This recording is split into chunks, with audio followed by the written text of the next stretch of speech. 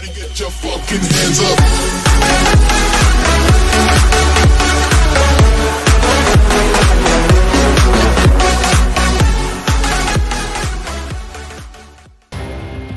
est Didier Raoult? Il se présente comme l'un des plus grands chercheurs du monde. Moi, je suis une star des maladies infectieuses. Didier Raoult, c'est pas n'importe qui, c'est l'un des plus gros épidémiologistes mondiaux. J'ai tout lu, j'ai un cursus qui fait rêver à peu près n'importe qui.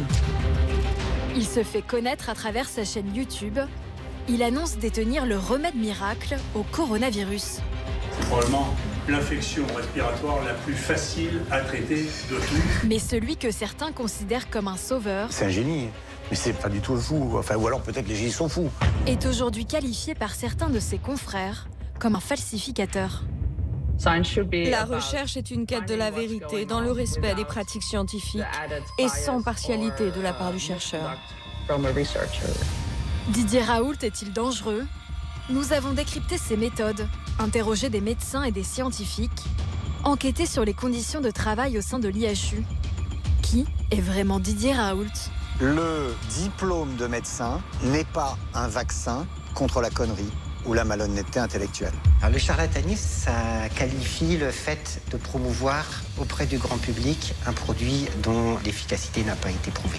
Tour de passe-passe médicamenteux, Il parlait de la chloroquine il y a 2 jours, et là il est en train de parler de l'hydroxychloroquine. protocole scientifique douteux, Ces premiers papiers sont arrivés. Et là, on a bien vu que c'était de la fraude caractérisée, ouais. méthode contestée, Il a sorti des aphorismes comme « Dans une étude, plus le nombre de personnes incluses est petit, plus l'étude est performante ». Ce qui est un délire comme j'en ai rarement vu. Et lorsque nous souhaitons interroger Didier Raoult, impossible de joindre l'homme des plateaux télé. Non, on fait pas trop de réponses aux documentaires, on n'a pas le temps et... Je me permets d'insister parce que c'est un portrait de monsieur Didier Raoult. Oui, mais je comprends bien, mais on n'aura pas le temps. Même refus de la part des institutions et des personnes que nous avons contactées. Bien sûr, on ne pense pas le confronter. Parce qu'il fait peur? On a peur des représailles. Et ce n'est pas fini. Interdiction pour nos caméras de filmer l'institut hospitalo-universitaire. Personne qui prend les photos s'ils n'ont pas l'autorisation. C'est une sorte d'omerta, voilà. Donc personne ne parle. Une loi du silence qui contraint certains anciens scientifiques du professeur Raoult à ne parler qu'à visage caché. On était considérés comme de la merde, des moins de rien. Une stratégie d'intimidation qui viserait aussi ceux qui osent l'interroger. Taisez-vous, vous m'avez posé une question, je vous réponds. Je vais me lever et m'en aller. Donc vous écoutez ce que je vous dis, d'accord? Et qui s'attaque à quiconque ose le critiquer sur les réseaux sociaux. Je me suis retrouvé la nouvelle cible. C'est une moralité de petite frappe.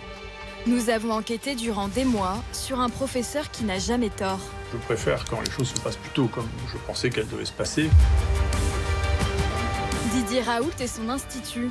Nous allons découvrir un redressement URSAF d'1,4 million d'euros, des méthodes scientifiques douteuses et un autre monde, celui des attaques en ligne, des trolls et de la complosphère.